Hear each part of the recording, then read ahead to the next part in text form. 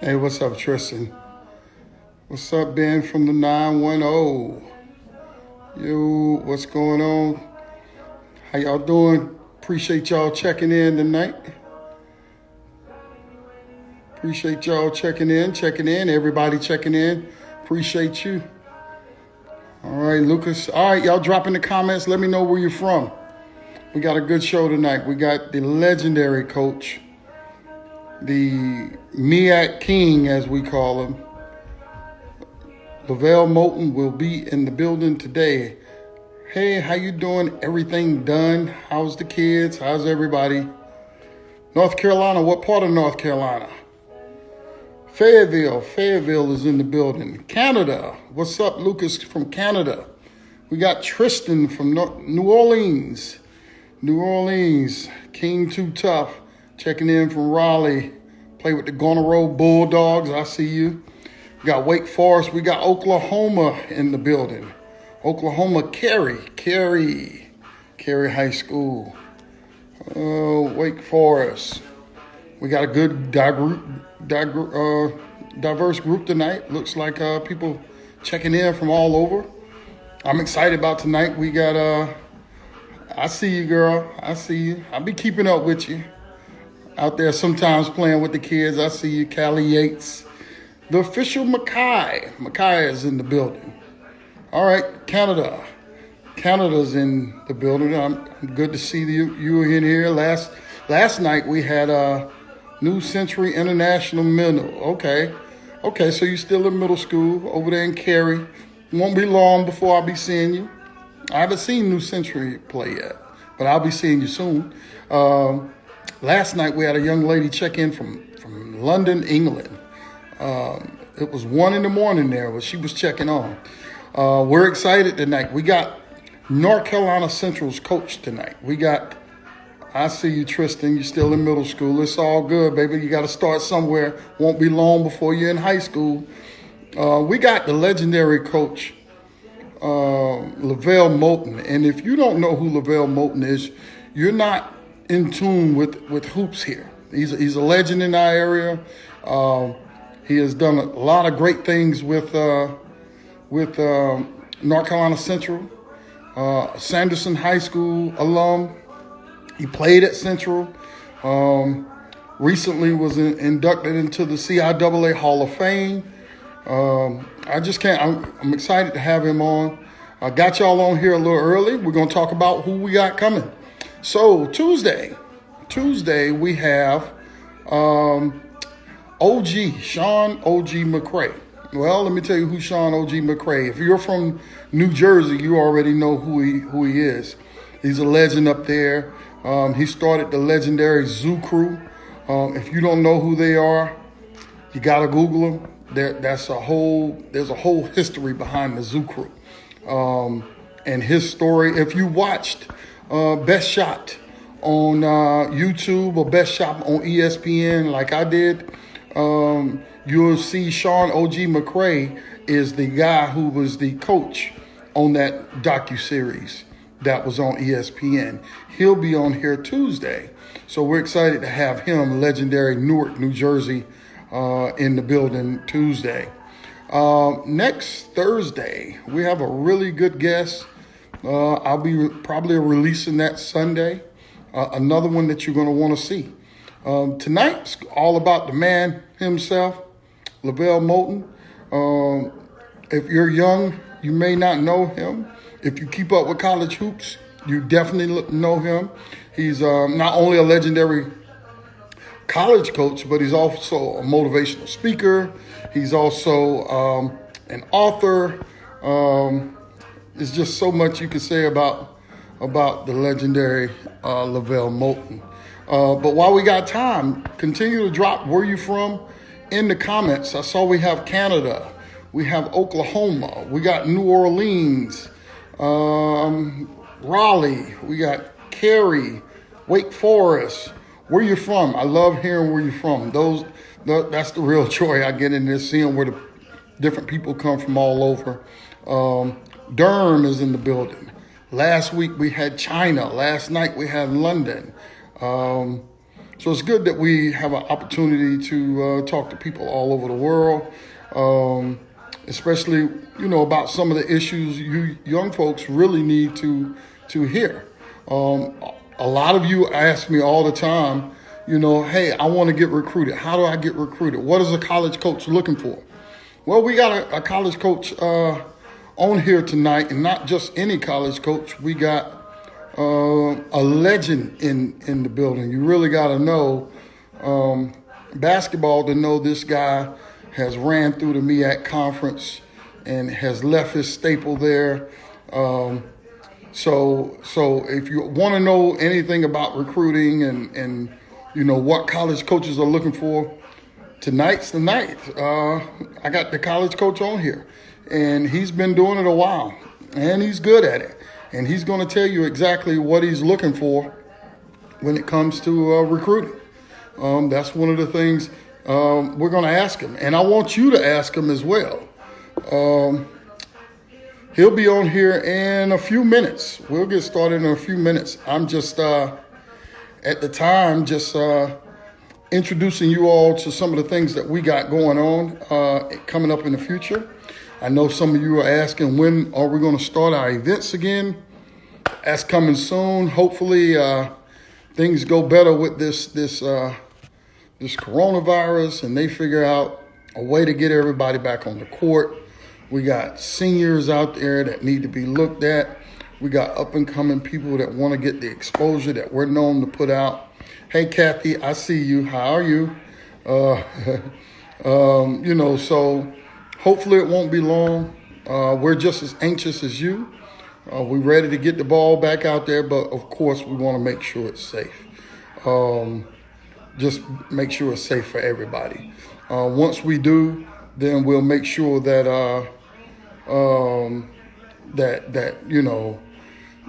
it's going to be, we got some good stuff. I mean, I can't tell you, so that's why I'm hesitating, but this year we got some good stuff. We got some good connections. As you may have seen, we just added one of our guys we added 2 guys out of Richmond, Virginia. Both of them really good. Follow them on Twitter. But like I told you, tonight's a special guest. If you kids, you're always asking me about recruiting and college coaches and what they think and how they look. Well, tonight we got the man himself, LeVelle Moton, going on. So now that it's 8 o'clock, we're about to get started. Hang tight as we bring in the one and only LeVelle Moton. Let's get.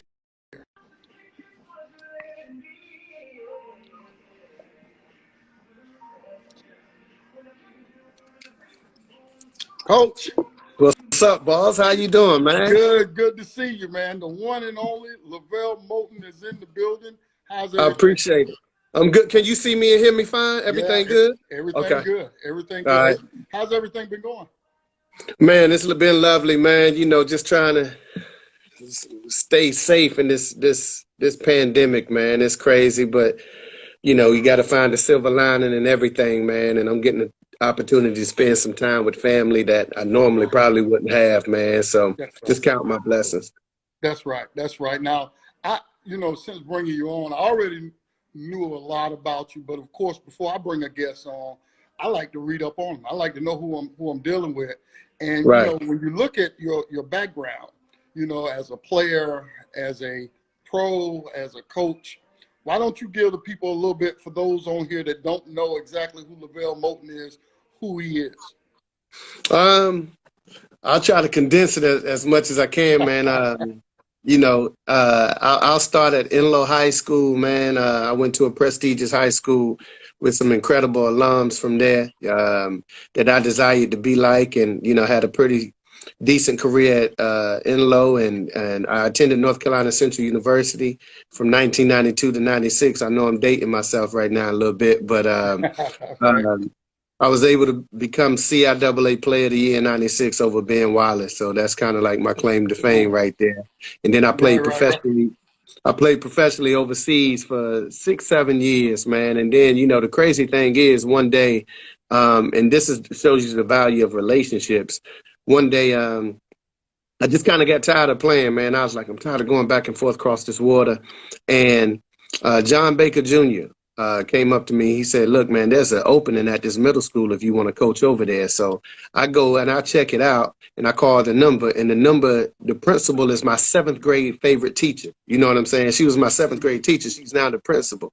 The same week, I get an offer to go be a Division I head coach. Division I assistant coach at Delaware State for $85,000. So she tells me her job pays $675 for the 3 months. So I was getting $225 a month. So I had a decision to make, and I chose the middle school job, man, over everything. So It was the best decision I ever made in my life, man. A lot of people don't know that story, and I tell people any and every time, anything you want to do in life, man, you got to be willing to sacrifice something, and that was my ultimate sacrifice at that particular time. And people called me crazy and all of that stuff. And sometimes I thought I was crazy, but I coached at West Millbrook for 3 years. And another crazy story, man. I was applying, kind of got bored because we were successful, and I was applying for high school jobs. And every resume I sent, I was getting turned down. Millbrook High turned me down, Knightdale and Leesville. They sent me the thank you but no thank you notes. I still had the letters in here. And so you know how we do. And so I get a call out the blue from Sanderson High School, and it's the principal, Kathy Moore, who's now the superintendent of Wake County Public Schools, and she was my 10th grade French teacher, man. And she said, since you was 15, I always thought there was something special about you, and I want you to come coach my team. And I was like, you thought I was special? Because I flunked her class.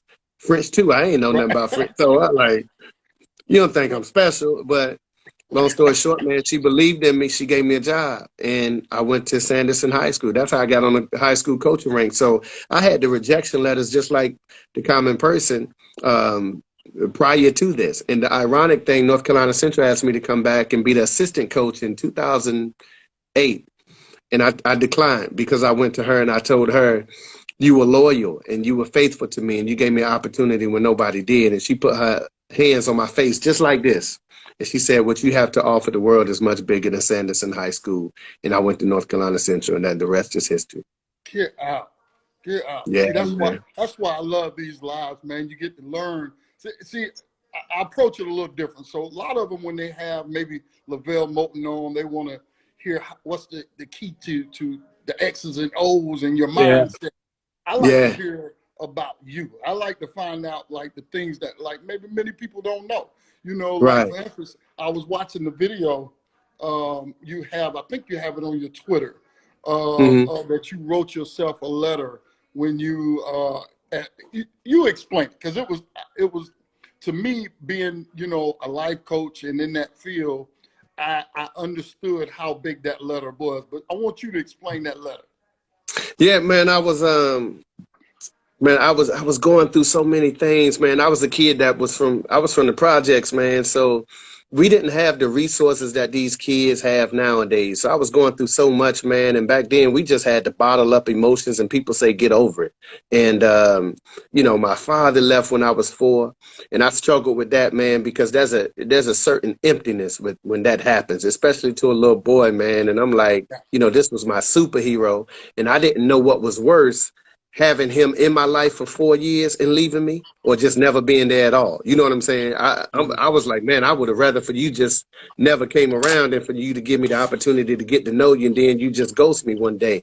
And so I was living with that, and I was insecure because he never gave me an explanation. So in my mind, he didn't think his son was good enough to hang around. And so that suffered and fractured every relationship that I had. And then, it's crazy. My dog got killed at 8. He was shot in front of me. That was like one of the most tragic things. And then my friend got kidnapped when I was 11. My grandmother died when I was 11. So I was bottling up all these emotions, man. And I just figured any and everything that I love was going to be taken away from me. And so I know I did some things that I probably shouldn't have done. And growing up, I went the wrong route. I made a left, and I was fortunate. My mom called John Baker, and he was the sheriff at the time. And she said, I can't do nothing else with this boy. You need to come get him, take him downtown and show him what a jailhouse looked like because he's on his way. Like that's how crazy it was. So long story short, Baker took me down and it was like an episode of Scared Straight. He walked me through. He said, keep on. And I was like, man, I ain't cut like this. You know what I'm saying? I know I'm Right, acting out. I needed some help. So what happened is when I got older, I realized and I took responsibility for the things that I did and the mistakes that I made and the relationships that I suffered and maybe fractured along the way. And I just thought the only way for me to get over that and heal was to write a letter to myself. And I wrote a letter to myself, and one of my homeboys recorded it. And he was like, yo, this is powerful. You don't even know how powerful it is. And, you know, I wrote a letter because it was therapeutic and cathartic for me. And he recorded it. He put some B-roll on it. And that's the result of what you see, man. And it's one of the best things that I've ever done in my life because it allowed me to heal some previous wounds and address them. Because a lot of times we just put those things in the closet and close the door and pretend and act like they never existed. Yeah, no, when I saw it, I knew how powerful it was. And, you know, I think that story is crucial because so many kids go through so many things that we have no idea about. You know what I mean? Absolutely. Like Absolutely. we see them on the floor and they perform and they look good and this, but then when you peel that onion back and you find out, they're suffering for whatever reason, and they bottle it up, Yeah. and that's exactly what you were speaking. How can someone hear that letter? Where would you find it at? I think it's on YouTube. I pinned it on my Twitter page, I believe, but I think it's on YouTube. If you just go on YouTube and put LeVelle Moton, LeVelleMoton, and put letter to self, I think you'll come across it. And the beauty of it, man, I did it because I knew it would serve as an inspiration to someone else, because I look at myself as a guy who, come from extreme humble beginnings, but my experiences are really shared and it resonates with other people because a lot of us was in those same predicaments, man. And I just thought my story could touch the life and shape the life of someone else. And, I just wanted to be a blessing to others. No, that's good stuff, because you're just said it being a blessing to someone else. And I also read where you seek refuge in the Boys and Girls Club, and Yeah. also I think you said, was it John Williams? I think John Williams. Ron Williams. Ron Williams. Tell me about those. How they helped shape you, both of those. Man, the Boys Club at that time, the mantra was it's the club that beats the streets. And I figured out, man, my grandma always told me an idle mind is a devil's playground. You know what I'm saying? So the more time you have on your hand, the more trouble that you can potentially get in. And at that time, we were latchkey kids, meaning we went outside and stayed all day. Like, and a lot of times, right, we were outside all day. And our mom, when I got home from school, I was there for 3 hours before she even set foot in the door. So we had a lot of time on our hand, man. And this was the inception of crack cocaine. So a lot of guys that I grew up with and were friends with started, choosing to make a left and indulge in some things I ain't necessarily care about. So my mom enrolled my older brother and I into the Boys Club. And I met a man named Ron Williams. And that guy that you mentioned, man, he's responsible for so much because he taught me how to not only hit a baseball and throw a football, but he taught me how to shoot a basketball. But he's responsible for P.J. Tucker and John Wall. Like all of these guys, we were all raised, Poobie Chapman, we were all raised by this one guy, man. And, the beauty of it is, to this day, he's never asked me for anything. Like, he did it because he loved us. He did it because he saw young kids that needed help and assistance and guidance along the way. And so a lot of what I do in terms of pouring back to people, I got it from him at the Boys Club, man, because I just wanted to be another him. No, that's good stuff, man. And we need more of that in the community, man. Especially now, man. I just got a call 2 weeks ago, a kid that played in my event murdered, and those are calls that I hate, but I think a lot of it is, they need strong examples. You know what I mean? And that's what we're lacking. And that's why I love what you do so much. Now, you went over to Central and you've been hugely successful. There, like like really great. What do you feel is like some of the key components of why you're successful over there? Man, I get asked that question a lot, and the one thing is I think I've been true to myself. It's easy to be on Tobacco Road and I'm 5 minutes from Coach K and 10 minutes from Roy Williams and 20 minutes from Kevin Keats. And if you don't know who you are, then you can constantly find yourself trying to adjust and find yourself to become something that you're not. I'm convicted in my beliefs. I believe in what I believe in. I didn't want to be the second anybody. I wanted to be the first LeVelle Moton. So I took a system. I hired some outstanding, passionate coaches who bought into the vision. And the huge thing, 95% of it, we got some really good basketball players. We gonna get me recruited real early, right? We get on that side and find out who's the next up, and we just kind of turn over every stone, man. And we've created a program, and we got a culture, and people pay all this money to find out what culture is and hear all these lectures. Culture is just your habits. You know what I'm saying? Your everyday habits, what you tolerate and what you accept, that's the culture. And I always had my program the way my grandmother raised her kids and raised her home. You follow what I'm saying? And I ain't never complicated or anything. We're demanding. We strive for greatness. I expect greatness out of everyone.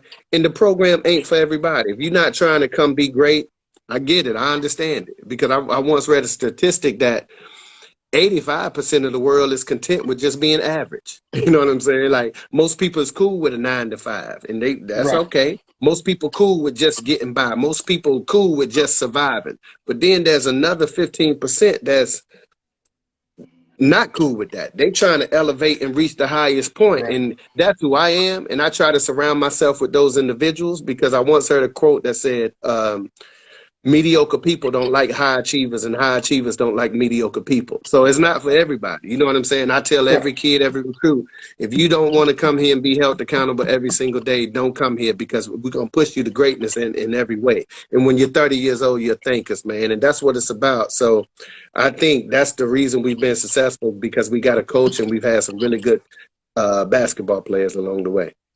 Good stuff, man. Good stuff. I love it.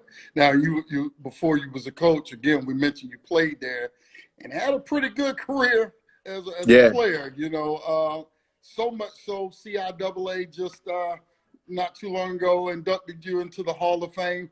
How did that feel? Man, you know what the crazy thing is, man? It's funny how life just takes its turn, right? When I made this vow to myself, and it was crazy that I even had the mind process like this. Mm-hmm. I said, wherever I go play, from middle school to high school to college, I want all of those places to retire my jersey, right?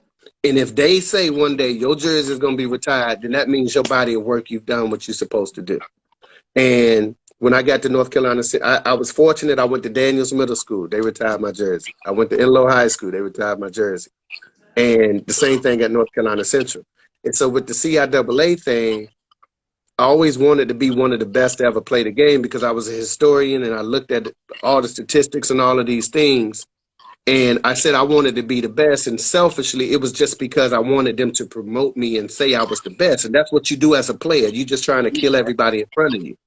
Right. But they just recently retired the jersey. It was probably 24 years later. And so I saw it from a whole different perspective now because I had my son with me and I had my daughter with me and I had my wife with me. And so all the frustration that I've always felt from my father not being there for me, I left my kids something that no one can ever take away. And that's a name. That's a legacy. And now the Moton name is respected, at least in this field. And that's what I wanted to give my son. So I thought I would be excited because I was a great basketball player, but I was excited because my son was watching me get inducted. And that trumped any bucket that I could ever score, man. So it was an incredible event. Right. Something he'll never forget, Yeah. Now that's good stuff. Now, being at an HBCU, do you feel is more challenging to get players to go there either because of the academics or athletics, or what's the challenges? Yeah, it's a couple of challenges being in North Carolina at a HBCU. The first thing is like the state of North Carolina has like 20 or 21 state schools. That's Division I. You follow? So it's so Right, right. saturated.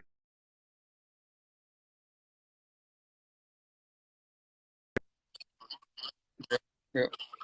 And Davis and Wake Forest, and it keep going on, and Right, right. yeah, it just Elon, it just goes on and on and on. High Point, you got so many schools went through, like, and they touch them, but it's all the same. You know what I'm saying? So you got becomes overpopulated and oversaturated. So, but everybody has to.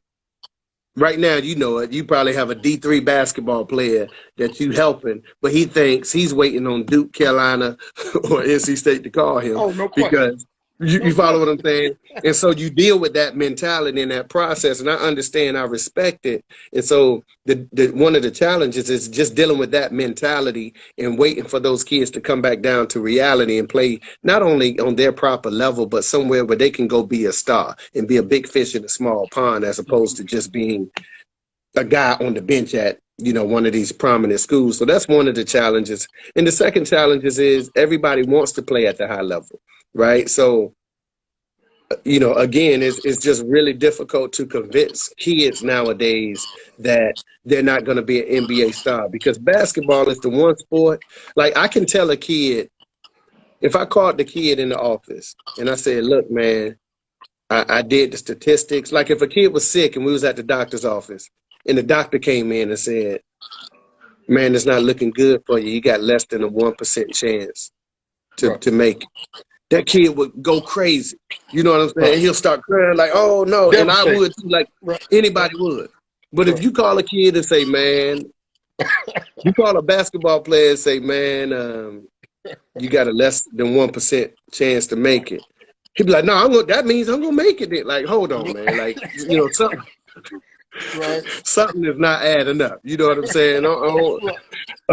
So it's a whole different mentality. If it was involving a doctor, they'd be like, oh, man. But now it's involving basketball. Everyone think they're going to ascend to the level of the NBA, man. And to do that, they think they got to go to the highest level schools. And that's why you see the enormous amount of transfers each and every single year out here in this transfer portal. So that's the challenges right there. Yeah, no question. Boy, I could talk all day about those kids thinking they're high level when I'm You like, really know. I have to tell them sometimes, like, you're being disrespectful to D2. Have you seen a D2 game? You know what I mean? Like, you go into CIAA with that type of mentality, they're going to crush. Like, it's not you like get that. Killed. You get killed. It's killers in there. You know what I'm saying? It's killers in there. They don't get it. They don't get it. No now, doubt. but you being at HBC, those are the challenges. But now, when I got out of high school, I went straight to the military. But I always wanted to go. If I wanted to go to a HBCU. I don't know if it was because of a different world when I was growing up. Yeah, that's part of it. You know what I mean? So, but what are the advantages of attending the HBCU? Like when you are talking to them, other than just telling them they can be a big fish in the small pond, about the actual culture and the bonuses of being at a HBCU. Yeah. First of all, it's who you are, right? So we talking about what are these websites? Ancestry.com and all of this stuff. That's what HBCUs are. Right. HBCU is a real live, up close and personal Ancestry.com, because you have to understand, and this is why I say it's so important for us to spread our history and educate these young people, is that HBCUs was the only school that would allow you to get an education when all these predominantly white institutions wouldn't even allow you on their campus. You follow what I'm saying? Like, and so you can kind of YouTube and Google how they reacted to Black people being on their campuses and in their properties, back then. So HBCUs was the alternative method. And so I think it's really, really important that we respect those that came before us, respect the pioneers and the trailblazers that came before us, and understand, look, the culture, the experience, the education, it's unlike any. Like, Man, at North Carolina, I'm great friends with everybody from Duke, Grant Hill, and Rasheed Wallace, J. Stackhouse, and all those guys, Kyrie and Nolan, like everybody, because we're all 5 minutes apart. Right. But Grant Hill spent more time on our campus, Right. than anybody. Kyrie knew the password to our locker room. He was over there so much. You know what I'm Right. saying? Because they would play basketball at Duke and do what they do and go to class. But for the culture, they came to Right. North Carolina Central University, and Right. that's never stopped. So when you couple the culture with the academic piece, man, you got an experience that's unlike any other experience you'll ever have in your life. No, that's true that. Again, being at that HBCU. Now what, because I remember a few years ago, right? Mm-hmm. Not naming any names, but there's some players in the league where it was taught that they were going to go to a HBCU here in Mm-hmm. North Carolina. And I'm Mm-hmm. pretty sure you know about that. How do you think that would affect and change the landscape? And then two, do you think it will ever happen? I think we're getting closer and closer Okay. to it happening.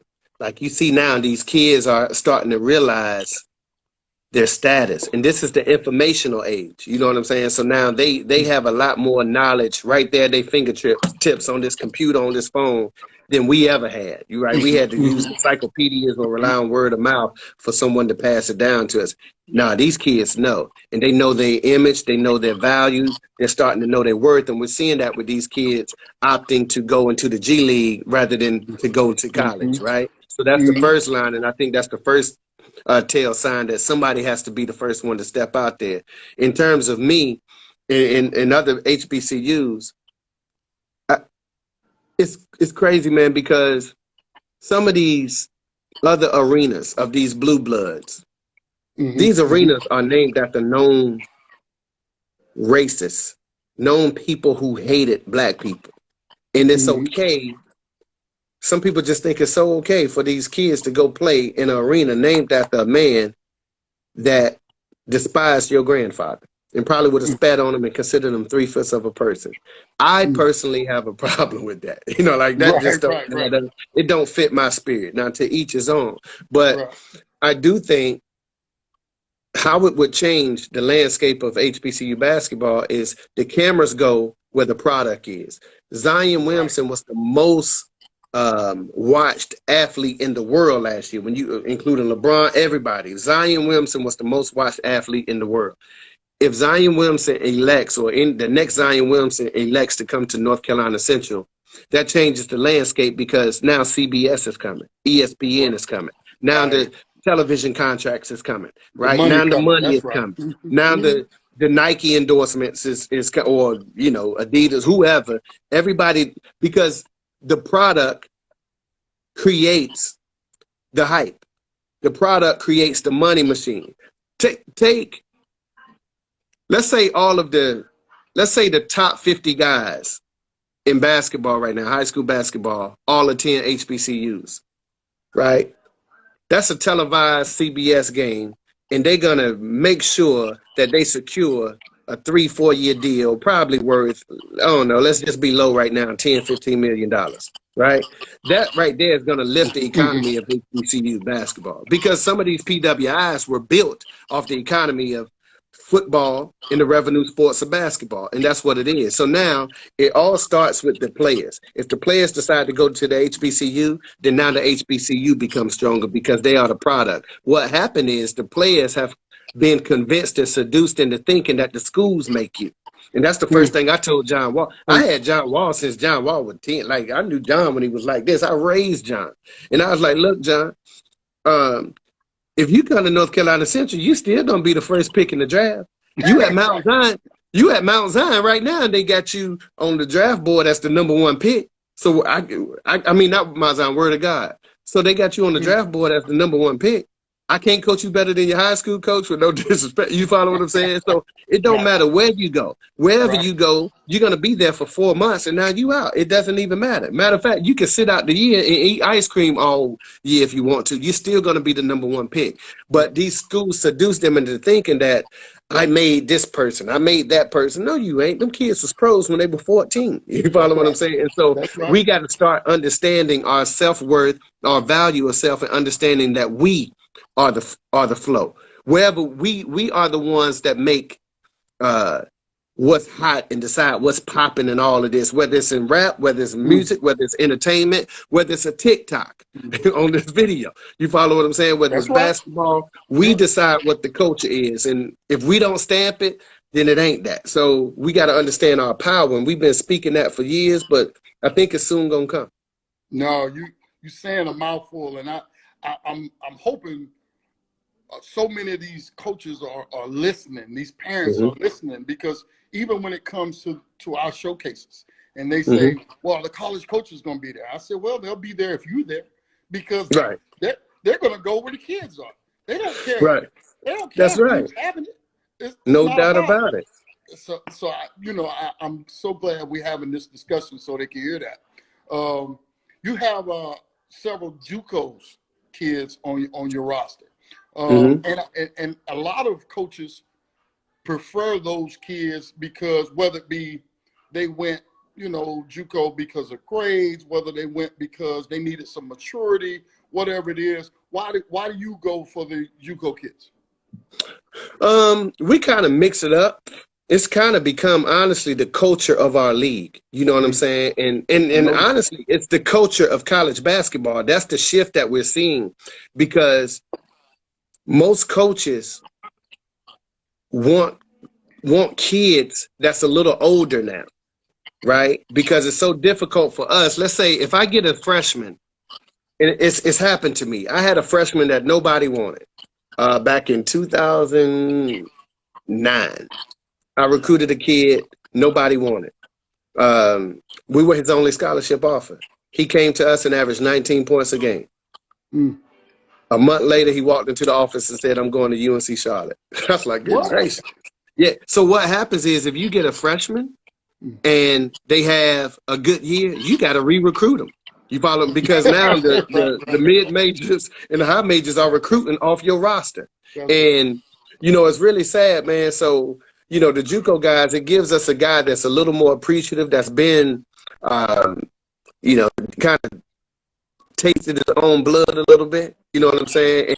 And he's been hardened by life circumstances, to say the least, and he has a stronger appreciation. He's a little older, so he's come from a JUCO, and he's more appreciative for the opportunity, and he can play. Don't get it twisted. He can play, and so we've done the JUCOs.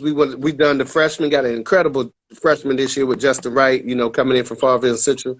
And we've been able to hit the transfer market from the 4-year institutions as well. So right now in college basketball, it's going to be a culmination. And while I'm talking about this, someone asked, I don't know if you heard, but it's this new rule about allowing transfers to play right away, right? So if you transfer from a 4-year school, you can play right away. And they asked me how I felt, and I was completely against it. And they was like, why you and, I got some slack talking about, well, you should be pro in favor of the kids and so on and so forth. And I am in favor of the kids, but it goes back to that 1% versus the 99% that I was talking about. If you allow, let's say a kid transferred from NC State after his sophomore year, and he comes to North Carolina Central. Well, just to get admitted into the university, we're not going to accept all of his credits from North Carolina State, right? So we're going to strip some of those credits, because what they allow, we don't allow, and vice versa. So let's say he had 50 credits over there, but we take 20 of them away. So now he has 30, right? But he's a junior. And if you allow that kid to play right away, then he got 2 years to get 90 hours, which is impossible. So he's leaving your university without a degree. You follow what I'm saying? So I'm all in favor of those kids sitting a year, because once they sit, they get an opportunity. They get an opportunity to catch up and get back to their normal credits in terms of Got it. graduation. And now in those other 2 years he's playing, he can use that and he graduates. And now he's not another guy out here in the street that nobody cared about and allowed basketball to use him. And now he got to go work at a furniture store when he was a top 50 player in the nation because he ain't make it in the NBA. Nobody thinks about that process of it. You know what I'm saying? So I'm all pro kids. I think they should get paid. I think they should. I'm in favor of the athlete. They should get their name, image, likeness, all of it. You know what I'm saying? And I'll be a proponent for that. But I'm not a proponent for them transferring and playing right away, because even though it looks good to them at that moment, kids thinking in the moment. Right. Adults think in the future. We know in 5 years, dude, who's going to pay for you to go back and take 35 credits that you should have got while you were in school? You follow what I'm saying? So that's my thoughts on it. Part of the process and losing those credits. You know what I mean? No, that's man. I think that opens up some eyes, because I didn't even think of it from that angle. But yeah, because they will lose some as they drop down. And not to cut you off, but here's the thing: I want you to see how this affects you too, right? So if all these transfers are allowing, if the NCAA allow these transfers to transfer and play right away, then guess who get left out in the cold? The high school seniors. You follow what I'm saying? The high school seniors. Now they have nowhere to go. Yeah. They're going to be at the bottom of the totem pole in the selection process, because coaches are going to want grad transfers, then 4-year transfers that can play right away, then junior college guys, then prep guys, then junior college guys with 3 years of eligibility. Then you don't forget about the guys that's already at the university sitting out that did transfer, and now the high school guys at the bottom of the totem pole. So he might be a mid-major, but now the roster is stacked, so he's not even going to have a scholarship. So he might have to be a qualified going to a junior college. You know what I'm saying? If he want to get on. So it's crazy. That's going to be the snowball effect if we ain't really careful, and it's going to make your job a little more difficult. Yeah, no, that's a great point, man. I got to have another discussion about that. That's really insightful on that domino effect that could happen from that. Really, really good stuff. You've been the coach that you are, well, a coach in general, especially a good coach. We know we're more than coaches. We're a coach, we're a parent, we're a mentor, we're a therapist, but we also have to understand we help shape their lives. Like somebody stepped in for you. I won't say does it, but how important is that gratification of shaping their lives versus basketball alone? I always tell people, man, basketball is what I do, it's not who I am, right? And I'll share this with you. When I was 10 years old, I won a Pepsi hot shot competition, and I was crowned the best shooter in the world. Before you tell this, I love this story. You remember we spoke together in Durham one time. Yeah, no doubt. And I heard this story. Go ahead, I'm listening. Yeah. So I won and I'll condense it for you. I won a Pepsi hot shot competition, man, and I came home, and God rest her soul, my grandmother, most important lady, one of the most incredible human beings I ever met. I told my grandma, I said, Grandma, I'm going to buy you like this big house, this big car, and give you a lot of money, and you ain't going to never have to work again. And she said, baby, that's cool. She said, I want you to understand something. She said, when you leave this earth, if people remember you as a basketball player, then you've done a poor job of living. And I was 10, 11 years old when she told me that, and I'll never forget that. She said, now, the 2 most important days of your life is going to be the day that you were born and the day that you figure out why. So it's the irony of you asking that question is I figured out why. I figured out my purpose in life, and I figure out why God has me on this earth and to share. And so I try to use basketball as a metaphor to teach these kids teach these young men life lessons. Because the most important ages of a young man's life, a student athlete's life that we believe is 18, 22, and 30. 18 because it's the first time out your mother's home. 22 because it's your first time in the real world. And then 30 is that what we call the coulda, shoulda, woulda age, where you say, I coulda, shoulda, Right. listen to everybody because I ain't really got my life together. You follow what I'm saying? And so Right. those things can be a culture shock to you if you're not prepared. So our job is to prepare these guys for that. And everybody on my roster, you know, since I've ever coached, will tell you, we don't even talk about basketball that much. We talk about life lessons, man. And, you know, because they're going to be future husbands. They're going to be future fathers. They're going to be future leaders. They're going to be future head of households. And you know how it is, man. Nobody's feeling sorry for you. Nobody in this world cares about your feelings. You know what I'm saying? Yeah. And so Right. let's get over that right now. Ain't nobody going to stop and Right. care about your feelings. You follow what I'm saying? Like, yeah, we're going through a horrible pandemic. It's a horrible situation. But I went and checked my mailbox today, and the mortgage statement was still in there. You know, so nobody feeling sorry for me. You know what I'm saying? Right. And they said, I need you to pay that in 3 days, or else we're going to give you late charges. And that's what these kids got to understand, man, that no one cares about their feelings, and they got to be tough and be able to persevere because life goes on, as harsh as that possibly sounds. Yeah, no, and you dropping them gems. But you, as you talk, right?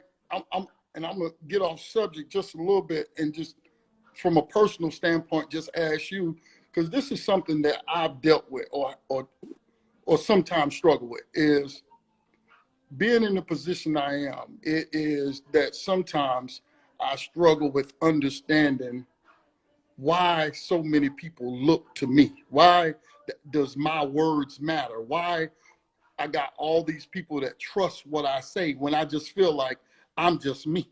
You know what I Right. mean? And you know, I think you just hit when you say you find your purpose. But Yeah, I still struggle sometimes in saying, man, like I really have influence on people. no So, doubt. you know what I mean? So No doubt. how do you what convinced you like this is my walk, this is what I gotta do, this is who I am, you know, this is who I was meant to be. You know what I Yeah. mean? It was, I'll say the waking moment for me was my middle school story that I told you when I had a decision to make. I had two job offers on the table, one for $225 a month for 3 months, which was going to be $675 a year, and another for 85,000. And I had to decide which one am I going to take. And my mom was like, you got to decide. You ain't got to decide. You better take that $675 a year. And man, I prayed about it. And you know how it is, man. I'm just speaking for me. My gut, man, my intuition, like my gut just kind of tells me. And anytime I went against my gut in my life, I got myself in some serious trouble. And I Yeah. learned to listen to my gut instincts, man. Yeah. And like your gut is just, to me, your gut is just listening to God's whispers, right? And Mm-hmm. so when I made the decision, I got goosebumps, and I knew, like, God, I don't control this, man. And you've probably just anointed me to go ahead and do this. And the craziest thing, that principal called me into the office, who was my favorite seventh grade teacher. She said, I need you to take this job. And this is why I really took the job. She said, there's a young man that remind me so much of who you were when you were 12 years old. And she called him out of class and called him to the office. And when he walked in that door, he looked like me when I was 12 years old, man. His face was bald, like I could just see it. And it was like I was Mm-hmm. looking in the mirror saying, good God Almighty. And he literally looked like me. And his face was balled up, and he didn't trust anybody, but he was talented, but he just needed that guidance, and he needed someone to polish him. He needed some tough love. And I said, this is my first project right here. And that's who it was. Right. Good stuff. Yeah, you know, so I know a lot of kids are looking right now, and I'm seeing comments in the bottom, and a lot of them want to know what would it take to play for LeVelle. What does LeVelle look for in the kid? What are some of the characteristics and attributes they need to have for you to even, you know, look at getting them at Central? Yep. The first thing is your talent. You know what I'm saying? Now, does that mean you have to be the most talented guy on the floor? Like, nah, we have a system. And the great thing is we've had some incredible players who was really different point guards. We got some incredible players who were really different two guards. So we have a gauge, we have a paradigm of who we can kind of compare that person to and who that person kind of reminds us of. So that's the first thing is, yeah, you got to be extremely talented. Number two, we want to see how good of a character you are. Like we want character, not characters. You know what I'm saying? And so Right. when I speak on character, when I'm evaluating you, I'm evaluating your mom in the stands too, to see how she act. How is she talking to referees? How's your daddy up here talking to referees? You follow what I'm saying? So all of that is a package deal. Not only are we assessing and evaluating those kids, we evaluating the families too. Like we try to dig as deep as we possibly can. We go back to the principals, we go to your guidance counselors, we'll talk to your girlfriends or whatever. Like, how is this guy? Is he a good guy or is he a bad guy? And it's just really that simple. And then the last thing we really evaluate is toughness. Now, by toughness, I don't mean running up and slapping nobody in the head or whatever. Right. On our level, you can put your hand over everyone's, and you know this, you can put your hand over everyone's name on their resume, and all of the other stuff looks the same, right? Two-time conference player of the year, McDonald's All-American honorable mention, and first team all conference, and you know all this. It all looks alike. So the thing on our level that we found to really separate one person talent necessary. The one thing that separates you is your toughness. How do you respond when things don't go your way? If you are a shooter and you're not making shots, do I have to pull you out the game, or can you still stay on the floor because now you're tough enough to guard someone on the defensive end of the floor?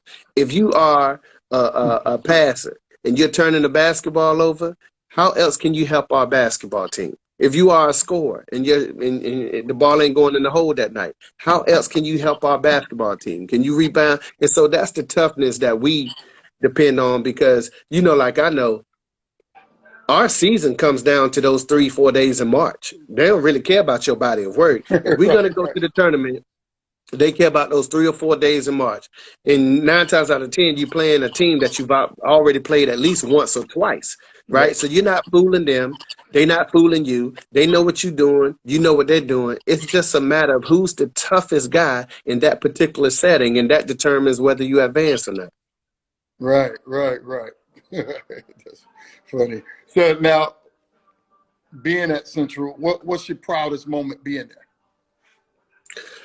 Man, I've had so many, man. That's a great question, and I would say it's almost like it's like asking you which one of your children is your favorite child, you know. Right. But I'll have to say, man,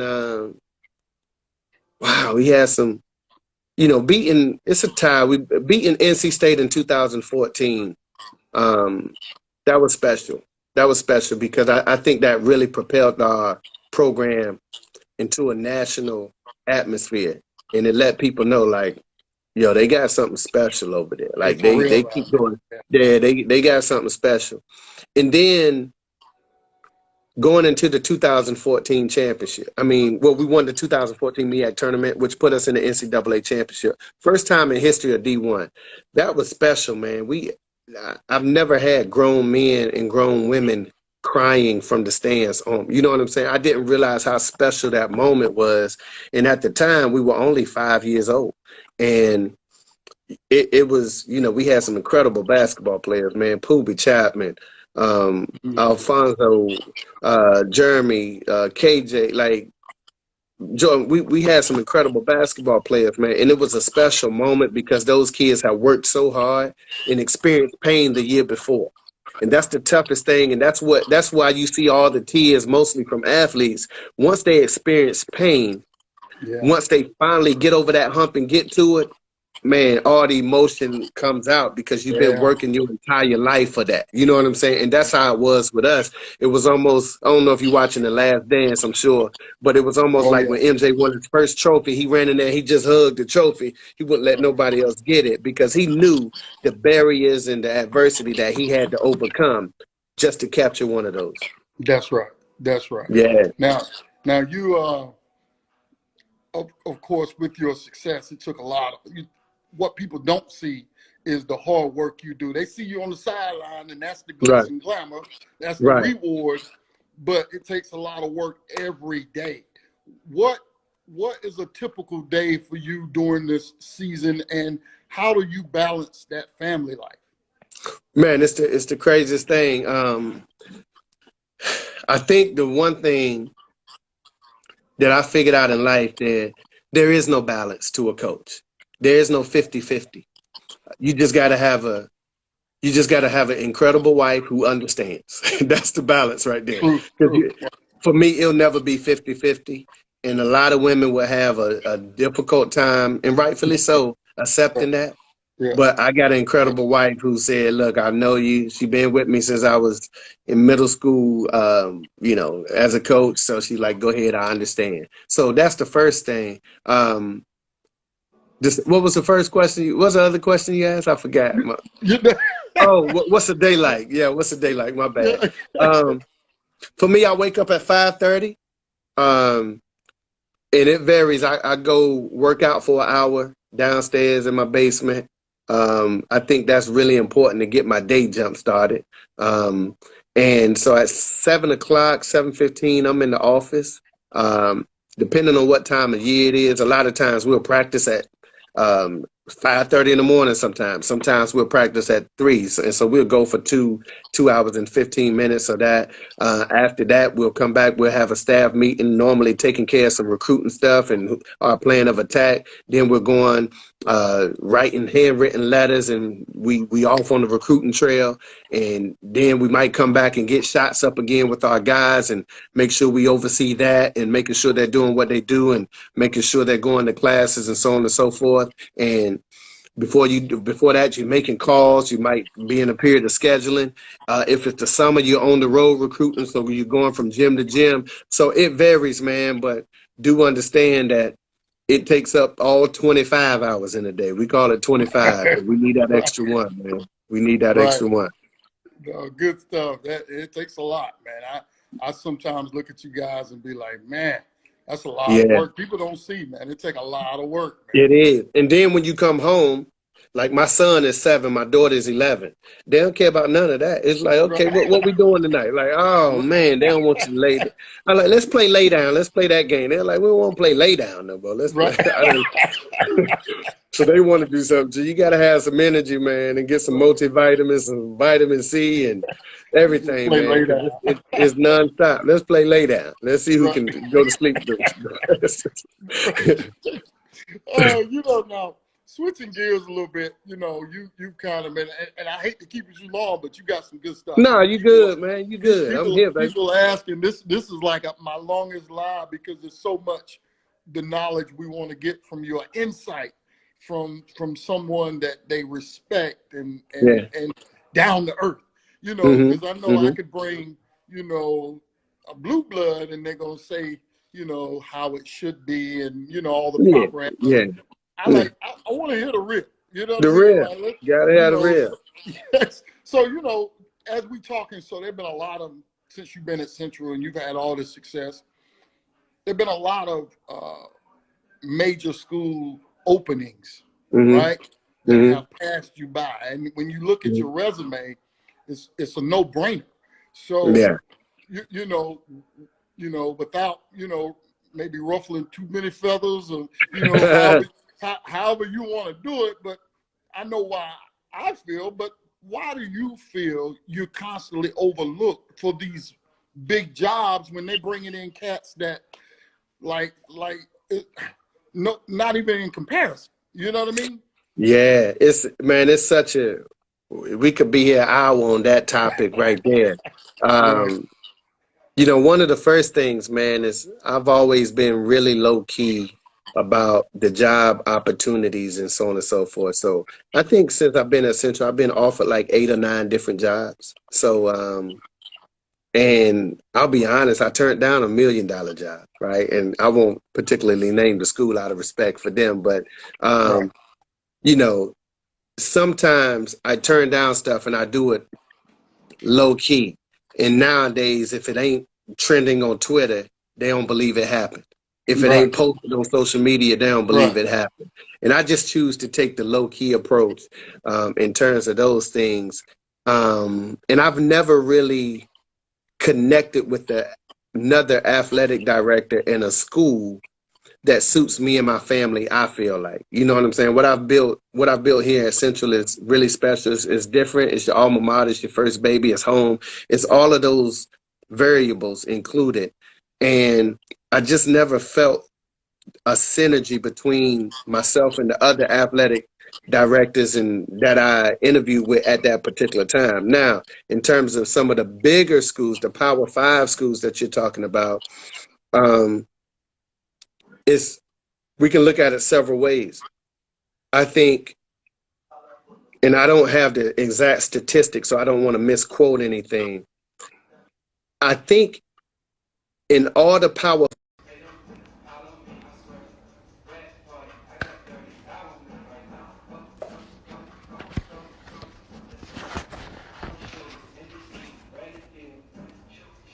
Sometimes Instagram knocks you off. Let's wait for LeVelle to come back. Hold on 1 second here. Instagram has a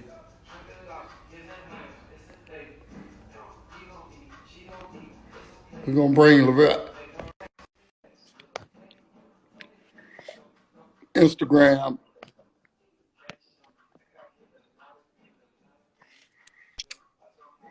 So my bad. I know that won't make it. no, you're good. You're good. What happens is, let me tell you, what happens after an hour, Instagram knock you off. But if you ask me, I think you were about to drop some knowledge that they ain't want nobody to hear. That's what it was. We got right to the good part. We got right to the good part, and it just said it knock you off, right? Yeah, no doubt. Now, so we're gonna tell this story. No doubt. So the thing is, and I don't have the exact stats, so I don't want to misspeak, but I'm floating somewhere in the vicinity, give or take. If you look at all the Power 5 schools across America, and you look at the athletic directors, I think out of the Power 5 schools, there are 2 Black athletic directors. 2, right? Like 2. That's crazy.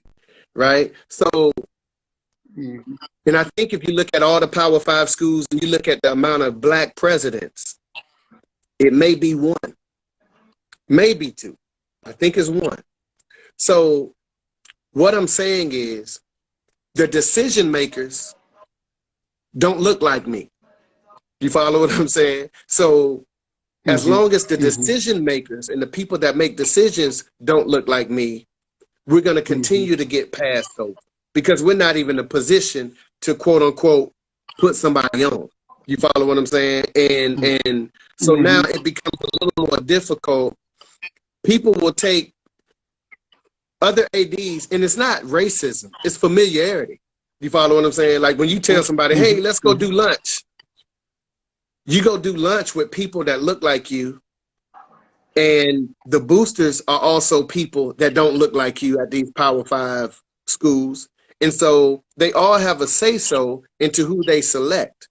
And they're going to select someone that they're comfortable with. You know, a white president 9 times out of 10, they don't live in the Black community. They don't know me. You know what I'm saying? They're not from Lane Street. So they haven't even really spent the time with me. So when they go do lunch with people, they're doing lunch with people who is of similarities and et cetera with them. And so now when the selection process comes, they select who they know. And they never got an opportunity to get to talk to me. They never got an opportunity to get to talk to anyone else. And it suffers. And it's not only in our vocation. It's not only, this ain't the LeVelle Moton cry, I'm good, right? But listen to Monique's story. Listen to any Black actor in Hollywood. Listen to any Black football coach in college football, right? We're just not treated the same. It's not here. It's not an equilibrium. What's my man name at Florida State? I forgot his name, the football coach. He just got fired. I forgot his name. But after 3 years, I know you know what I'm talking about? He just got fired. Yep. Just got fired. After 3 years, just got fired, right? Yeah. The guy that's at Nebraska after 3 years never had a winning record. He just got an extension. And I don't like calling people out, but I'm just trying to do my best to answer the question, right? When a Power 5 school job becomes available, it's crazy because a lot of guys that they mention my name in the same breath with, I'm undefeated against those guys. But they're pushing that guy for the job. And we've won 8 championships in 9 years at North Carolina Central. So nobody has that resume. You follow what I'm saying? So it's a whole lot of things that go into it. And that's why it's so important that we create our own and protect our own and invest in our own. So now if the AAU coaches tell, you know what would change everything? And I'm just trying to be as real as I possibly can. If all the AAU coaches say, listen, we're not sending our kids to no university that don't have a black coach or a black AD. Watch how fast things change. You follow what I'm saying? Black ADs will be hired like that, period. But as long as we continue to send our kids to go play for them and don't provoke any kind of change, then we always going to be on the outside looking in, complaining about it. So that's something. And again, we got to understand when it's hip hop, when it's basketball, we are the product. We make it hot, right? A dance ain't hot unless we do it. Twitter ain't nothing is trending on Twitter unless we start it. You follow what I'm saying? Like, right. We are the flow. We are the culture. We are the product. And I don't know, we have to continue to understand that instead of constantly giving ourselves away for free. Right? We've done that for years upon years upon years. And I don't care who it is, if it's Jay-Z or Dame Dash or Master P, they've been preaching in the music industry. Own your own masters. Get your own label. You don't need this I don't know, record label to push your records when you can do that yourself. You follow the same thing with basketball, man. We don't need those schools and those peoples to push our basketball players when we can do that ourselves, and we gotta do better.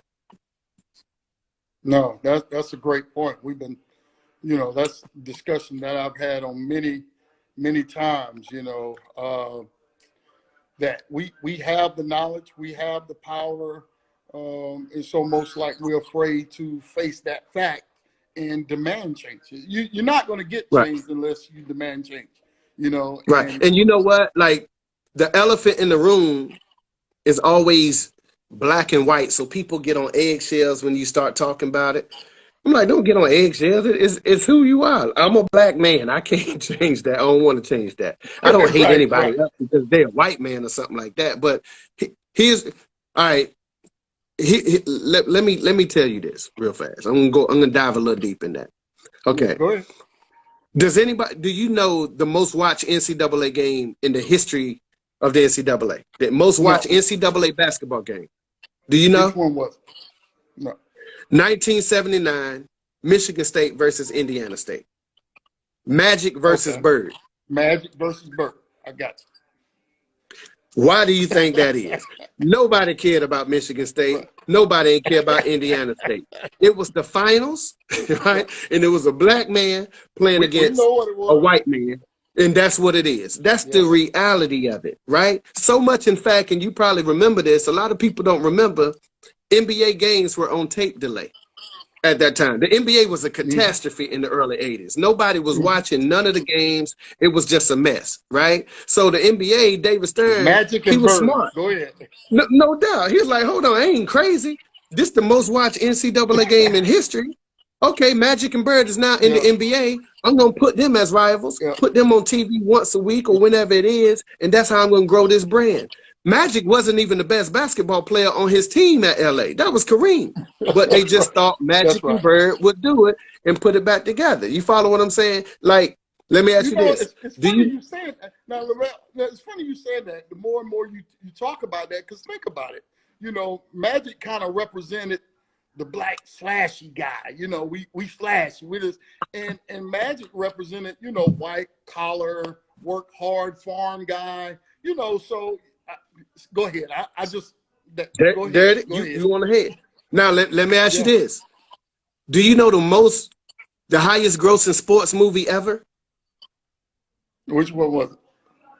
Blindside. You ever seen that movie? Oh, I love the Blindside. Yeah, Blindside, yeah. Yeah. Why do you think Blindside is the most watched sports movie? Right? It's a white lady coming Oh, in to save a black football player. yeah. Right? Let me give you this one. This last one I get. Do you know the second highest grossing sports movie of all time? What was Rocky. it? Right? Rocky. Right. Right? Right. And let's Right. be real. No one cared about Rocky running through the streets of Philly, hitting some baby back ribs and getting in the ring fighting the white boy. Right. You follow what I'm saying? Right.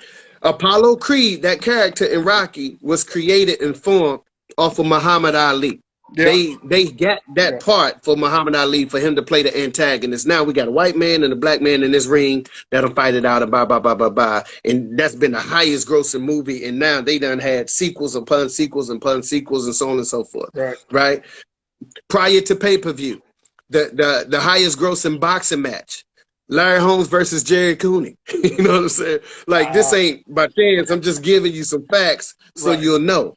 You know what I'm saying? Right. A white man, and they even hyped it up as the Great White Hype versus Larry Holmes. Yeah. So my point is, everything can't be dodged.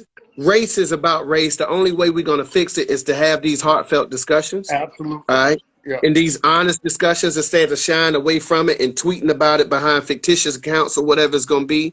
And if we're going to move forward and we're going to provoke change, we have to address it and realize that we do have a problem, because I think there's a lower percentage of black head coaches in NCAA Division I basketball than there was in 1995. So we haven't even progressed in that manner. So, you know, we got some things to work on, man. No, that's crazy. That's crazy. But you're hitting on a lot of. I could talk like that's going to have to be when we come back another time, because you can have a whole discussion on that. And I'm a touch slightly and play a little bit of, okay, a little devil's advocate here, right? Because being who I am, you know, I'm one of the few black scouts on this level, you know, nationally and so forth, that's independent and don't work for anybody. But at the same time, we know what we face when we face that type of racism. But what about, you know, the self-hate you face? Be honest and tell people just how real that we're talking about, not walking on eggshells. And if we're going to talk, let's talk about it. You know what I mean? Yeah. And that's a real thing that we have to deal with. And we can't provoke change with them unless we change within and start loving who we are. Right? Right. The reality is, you know, is we have to deal with the issues and the effects of systemic racism, right? And we've never really, like, here's the thing. This is what happens in America. If you say, and with all due respect, and it should be this way, Independence Day, remember America. Talk about 9/11, remember America. You talk about slavery, they say you need to get over it, right? And what happened during slavery, and this is what I figured out, what happened during slavery, it was such a tragic event, and it divided us in so many ways and took us away from our family and made us have that self-hate that you're speaking of. That when we came out of that, when we came out of slavery, mentally we weren't right. We weren't equipped to take on this world. But we went straight into society. We didn't have any counseling, no mental health, no therapist. We just went straight into society with all of this baggage and passed this baggage down from generation to generation to generation. And here we are now, right? So when you speak about the self-hate, I don't ever take it personal, right? And I try not to, even though I get a lot of it. Trust me, boy, I get my fair share. But what I've learned is that my success has forced people to look in the mirror. And oftentimes when you're forced to look in the mirror, you often point the finger at the person that forced you to look in the mirror instead of pointing the finger at yourself and taking that own accountability and ownership. So when you are Yeah. attacked or critiqued or put down, I never take it personally, because it's just an attempt for them to feel better about themselves and point the finger at you. You follow what I'm saying? And so I've learned to move past those things, because the best, and I always say my best lesson in life, like a hungry stomach, an empty pocket, and a broken heart, taught me every lesson I needed to learn in life. You know what I'm saying? And I learned all of that in the housing projects. You couldn't go to Harvard or North Carolina Central or Duke and get that education or a PhD. I learned all of those things in the street, and thankfully I learned them at an early age, where it's not breaking my heart now, where I don't get set back now. And the thing about being at the rock bottom in the projects, you get a full view while you're down there. So I know who is who and what is what. I know who really loves me. I don't even surround myself with anyone else. I know when somebody's coming up, shaking my hand. I know when they leave, they talking about me. I've had that. I had people talk about me on social media for no reason, because you don't know me at all, but then see me in public and want to take a picture. Right. So it's not even, it has nothing to do with me, because anybody that don't like me don't like themselves, because I ain't done nothing to nobody. You know what I'm saying? So I say stay encouraged, man. Keep doing what you do. And here's another thing, like, if you don't want to be critiqued, say nothing, do nothing, be nothing, and no one will ever say nothing about you. No, but when you're doing something, you're going to feel it, and that's good. That means you're progressing.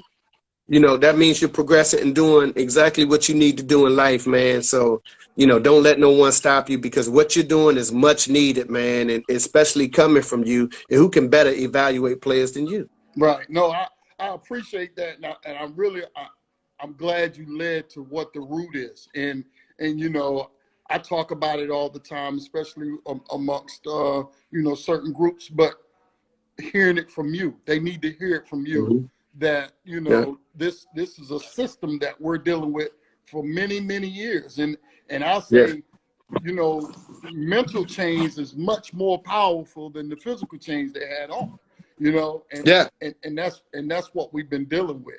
You know, did you watch the Scheme on HBO? Oh yeah. That was crazy. Yeah. Now this is live. We're gonna keep it up live in person.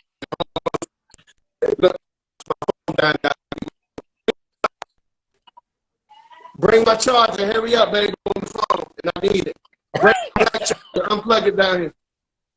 All right, my bad, y'all. I'm sorry. That's I ain't mean to take it down, but I ain't want to cut off no more. So she gonna bring it. I had to get my daughter to bring it. But all right, I'm back. But we're talking about the Scheme. Yeah. You said the Scheme on HBO? Yeah, on HBO. Hold on, I think you're freaking on me. I think your Wi-Fi is stuck here. Am I good? There you go. I think you're coming back. All right, plug it in for me, baby. Am I good? You got me? Yep, I got you. Oh.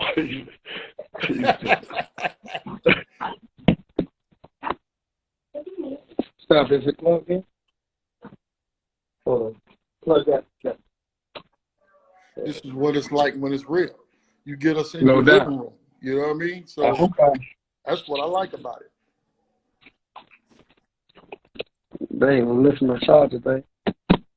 All right, go ahead. I'm good. No, you good. You good. Oh. Billy Ocean 04. Billy Ocean Man. said, Coach went Teddy Riley on us. What else? Okay, I'm good now. No, I can't beat Teddy Riley now. Anybody but that guy. Right. But real quick, Coach, give me your thoughts on the Scheme. Man, you know, it was it's so many layers to it, man. It's like, I don't even understand it. Yeah, I'm like, what's the purpose? Like, hearing the story behind the backstory, you know, because when it hit the news waves, it was crazy. But I'm like, why did they attack this kid? This kid wasn't, like, he was setting up scouting services and trying to help people and coaches from what I got out of it. And then, you know, it was propaganda. that went completely wrong Mm-hmm. and made the FBI look absolutely crazy, made the NCAA look crazy. It just all looked crazy. You know what I'm saying? And we could have spent that money in a more, we could have gave that money to Flint, Michigan Right. and got them some Right. clean water. You know Right. what I'm saying? Besides wasting all the federal funds on this foolishness, man. So, It was you know, crazy, man. Just it think was they was crazy, after the man. kid. They was after to, like you Like it said, was to it was find out the propaganda for backstory. It was. Why were you targeting this young man? Like, you know what I no mean? doubt about it. No You doubt know. about it, man. So I don't even know the rhyme or reason behind it. I'm like, what in the world is going on right here, man? So it was really weird to me, man, and something I really don't even understand. Yeah, yeah. No, I talked to him, through Facebook. We Facebook friends. I talked to him the other day. So I'm really trying to get him on. We're looking at schedules and see if we can get him on and let That'd him be dope. talk a little bit. Yeah, let him talk a little bit more about it. But I'm not going to keep it too much longer. I just want a couple of more things I want to talk about. One, I want you to tell people about your foundation, LeVelle Cares. Yeah.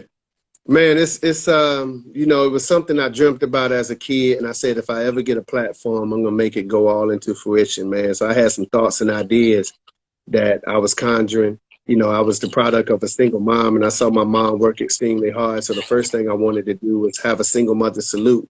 And now we're in our 8th year of our single mother salute. And what the single mother salute is, man, we honor 150 single mothers across the triangle for their hard work, dedication, and sacrifices, man. And a lot of their stories go untold, and definitely unnoticed, but we wanted to give them their flowers while they were still here. So it's an incredible event, man. It's a red carpet, black tie event.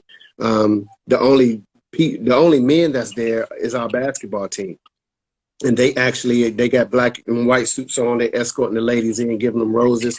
We give them an incredible meal. They take some incredible pictures, and then we give away $30,000 worth of prizes, man. So we giving away cars and vacations and giveaways and TVs and vacuum, Awesome. man. You name it.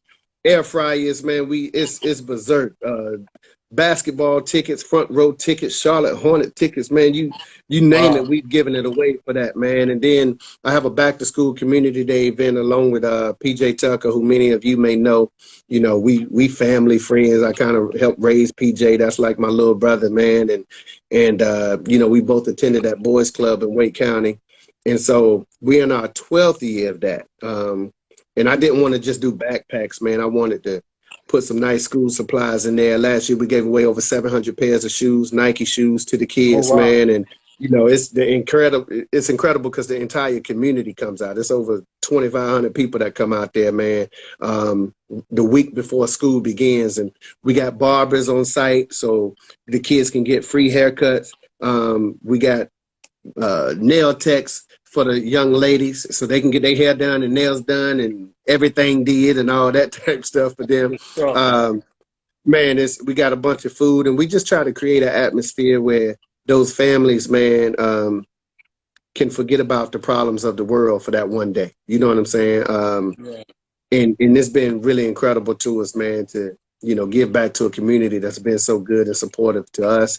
I got a TV show I just created called The Connect, and it's a Connect show for teenagers, man. And Okay. again, it goes back to that letter of self that we spoke about. And it's kind of like Teen Summit back in the day, but it's my spin on it, where we bring in guests and we give teens an opportunity to have a platform and speak in a non-judgmental zone about the current issues of society that they facing, so they ain't got to bottle up these emotions and be interrupted by adults and all of these things. It's just a platform and a TV show for teens, man. So it just recently aired on UNC TV. It was one of the highest rated shows that aired on UNC TV. So that's real cool, man. And I got a Bell Care Teacher of the Month program where I go into the school system and honor. I select a teacher because all of us were inspired by teachers or coaches. And I think education is the biggest hypocrisy ever because they tell you that education is the most important thing, but then they pay the teachers the least amount of money. So I go in every month and I give a ValeCares Teacher of the Month program where I honor teachers, man, for their hard work and dedication in teaching our young people. And I give them a $100 gift card, some roses, some flowers, and another gift card and a certificate, man, to let them know I appreciate them. And you know, it carries a lot, man, because teaching is a thankless job. You know what I'm saying? Right. So, Right. and you know, the last thing, I'm in the process of creating a STEM center, man, because everybody want to shoot a basketball, everybody want to rap and spit a hot 16 or whatever, but I want to create a STEM center. You know, right now with Raleigh being voted the #1 place to live and so many people migrating here, I wanted people to understand that this is really becoming the Silicon Valley of the South.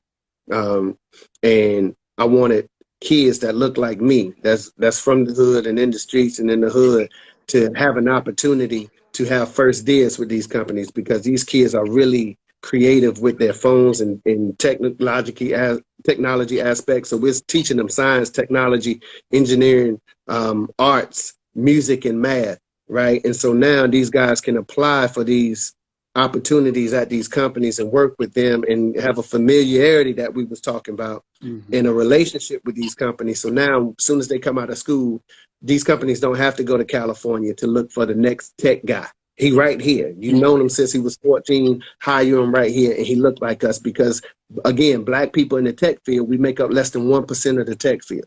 You follow? And that has to change. And I just want to be able to create a pipeline from the hoods and the streets and you know, Southeast Raleigh to Research Triangle Park, man. So I'm trying to do a lot. I got a wonderful team that helps me out with some amazing things, man. And you know, I'm just blessed to be a blessing to other people. No, that's great, man. I mean, what you're doing is so needed, and like you said, it's just unbelievable that they don't pay teachers enough. Like, it's just Crazy. unreal, you know. Now you're a motivational speaker, you're a philanthropist, you're this author, a coach. We can go on. What's next for LeVelle, and what do you want your legacy to be? Man, that's I think what's next is the STEM Center. That's really important for me to get that off the ground.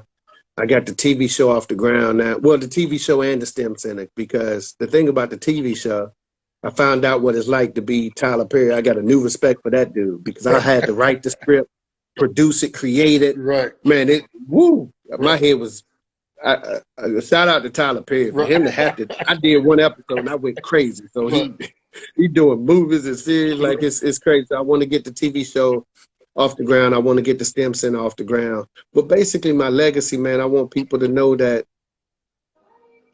this guy lived his life helping people. And it's that simple. I just want the world to be a better place because I was here. You know what I'm saying? And because I've seen so many people, you know, your obituary is not going to say how many championships you won or how great of a basketball player you were or whatever. Like, it's going to be how people viewed you and the impact that you made on people, man. So, you know, I get high. I ain't never smoked nothing or drank nothing in my life, but I get high off helping people. And that's my vice, and that's just who I am, man. So ultimately, that's what I want my legacy to be. Okay, good stuff, man. Well, before I let you go, just like I did Jason Jordan Tuesday night, we always, Jay, my man. yeah. So we always leave with a little trivia or a game or something of that nature, and you know, I'm gonna give you the same thing I gave him, and see how your answer is different. We're gonna play a little game called Who You Got. All right. Who you got? All right. We're gonna start. Yes, sir. We're gonna start with our guards. Who you got? Isaiah Thomas, Allen Iverson, Russell Westbrook, or Magic Johnson? Who you got? I got to go with Magic, man. 6'9" at the point, and Magic won 3 championships in 4 years on 3 different levels and was MVP of them all. He won a high school, college, and a NBA World Championship and was MVP of them all in 4 years. So I got to go with Magic. And go with Magic. I saw your timeline where you was giving Isaiah like they were looking over Zeke, you know? They do. They treat him bad, man. And he was I hate that because he was the black sheep of that time, because you got to understand, the NBA brand, when they was creating that brand, it was all about the Lakers, the Celtics, and the Bulls. Right. You follow what I'm saying? That was the merchandise. That was the global marketing scheme for it. And here you go. You got a 6'1" guy, and he's the only guy to defeat MJ, he defeated Michael Jordan, Magic Johnson, and Larry Bird while they were all in their primes. Now, he was 6'1", and he ain't have another top 50 player with him. Right. All of them had Hall of Famers with him. You know what I'm saying? Right. So Right. I just thought it was unique, man, but they didn't like their brand of basketball. And the NBA, I thought, kind of blackballed Isaiah, and everyone else blackballed Isaiah because he prevented everyone from seeing Jordan in the finals when they really wanted to, man. So it was a crazy aspect, and he was bad for their product. Right. But shout out to Isaiah, man. He was a bad boy. Yeah, he was. Those were the days. So we going on to our next one. Steph Curry, Reggie Miller, Dwayne Wade, or Ray Allen? Who you got? Boy, good God Almighty, y'all starting trouble in here. Oh my goodness, man. That's a tough one, man. Man, I'm gonna go with Steph, man. You're gonna go with Steph. Jason did too. I'm gonna go with Steph, man. Shout out to Steph. That's my dog too, man. So I gotta go with Steph, man. But these dudes on this list was quite incredible, man. Right. Shout out to Steph, though. I gotta go with Steph. All right, we're gonna go out on the wing. Larry Bird, Scottie Pippen, Julius Erving, or Kawhi Leonard? I'm from Boston, man, so I got to go Birdman, man. I don't think. I think we'll see another LeBron. We'll see another Kobe. God rest his soul. We'll see another MJ. Like we'll see another of those dudes. I don't think it's two people I don't think we'll ever see again, and that's Charles Barkley and Larry Bird. I don't think Charles Barkley was 6'4.5". Yeah. A 6'4" power forward that dominated. You know, like we'll never see that again, man. Like a 6'4" power forward dominating the league like that. And I don't think we'll ever see. Zion's close to that? I think Zion is like 6'6", 6'7". Is he that tall? You know what I'm saying? Yeah, about 6. I think so. Charles Barkley like this much taller than me. You know what I'm saying? Right. You know, and I was like, how did you do what you did? You know what I'm saying? Man. People forget. Oh, they forget, man. Like he was a different animal. So I don't think it'll be another one of him, you know. And I don't think it'll never be another Larry Bird. Someone who can't run, can't jump, ain't quick, but just dominate you. You know what I'm saying? Exactly. Like I just always said them two players right there, man. I think they're novelties, man, forever. Yeah, we was just talking about that. Larry Bird couldn't do nothing, unathletic, but you knew he was gonna get the ball, and you couldn't stop. Couldn't stop him. He killed you. He killed you. Yep. All right, we're going to the forwards. Who we got? Dennis Rodman, Dirk, Giannis, and Tim Duncan. Tim Duncan, greatest power forward of all time, hands down. Great Jason. And they leave him out that conversation too. You know what I'm saying? Yep. They leave him out that conversation. Tim Duncan, a bad boy. That we said the same thing. He, you know, I think they overlooked just how good Tim was, man.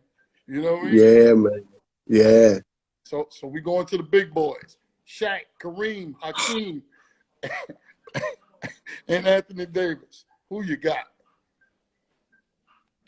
Good Lord. Yeah. You know what's funny? Me and my guy was talking about this, and he was like, man, he said, how did Kareem dominate and the dude only had one shot?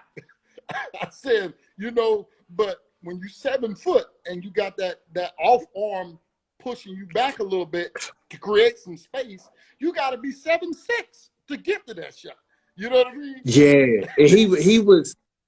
The shot was incredible, but he had other things. He had the soft touch. He had fadeaways, you know. But when he needed a bucket, he got on that right block and went over his left shoulder.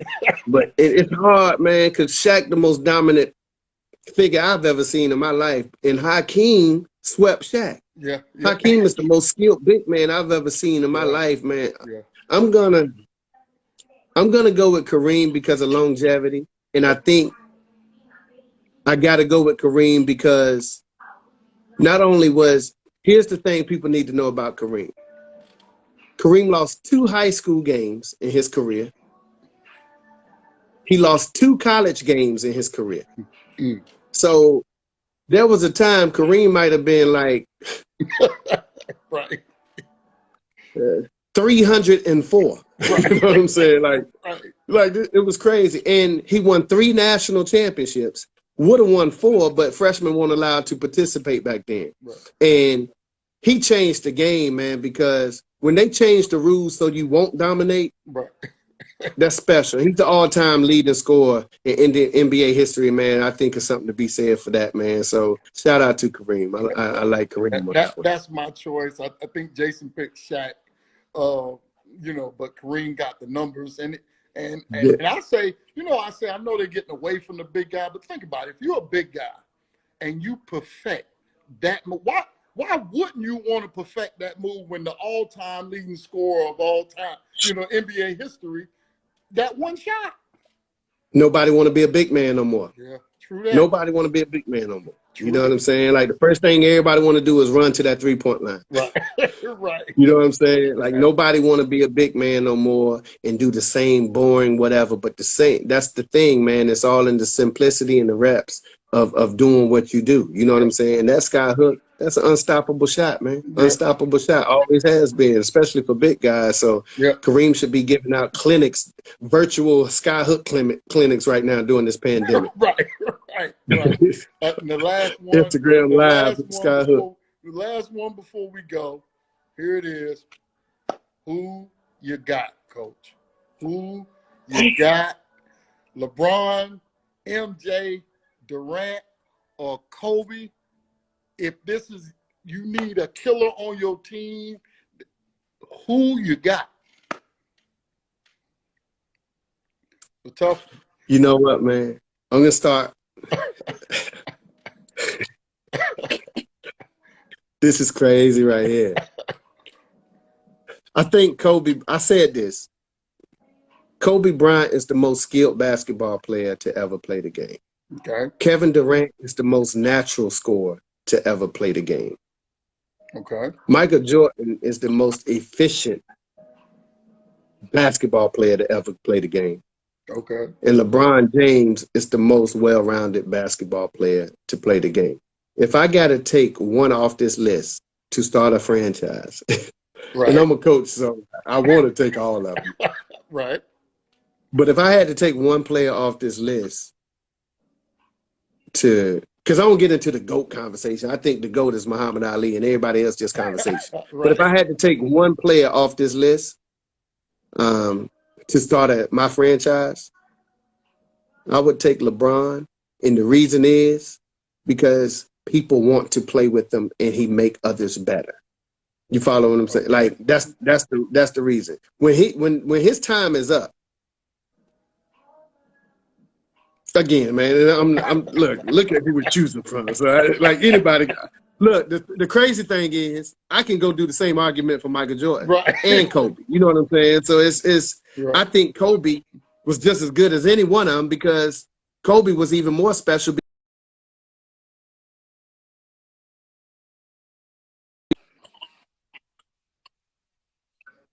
I just think he's special, man. When this is all said and done, this guy, his biggest skill set is his ability to pass. But he still may be the all-time leading scorer to play the game. So he may be the best scorer by stats and the best passer to ever play the game. And that's hard to deny, man. Like that's just hard to deny, man. It's crazy. Right. Good stuff, Coach. Well, Coach, man, I can't tell you this has been great. I think the people comments and just been all over it because it's been a great discussion into not just, LeVelle Moton, the coach, but LeVelle Moton, the person. You know what I mean? And that was important of what I want to bring, not just only for the people, this is for me too.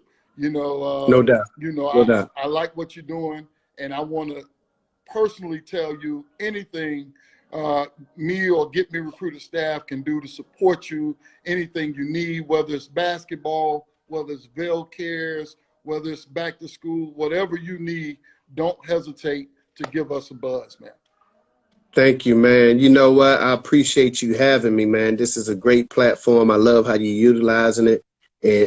And I love the integrity associated with it, man. And I'm just honored that you would have me. And I want to tell you, I admire and respect the heck out of what you do, man. And, I know it may get tough sometimes because, basketball just bring out the worst in some individuals, man. But keep doing what you do, man. And that platform that you've provided for those kids, not only the young men, but the young women, like that's incredible, man.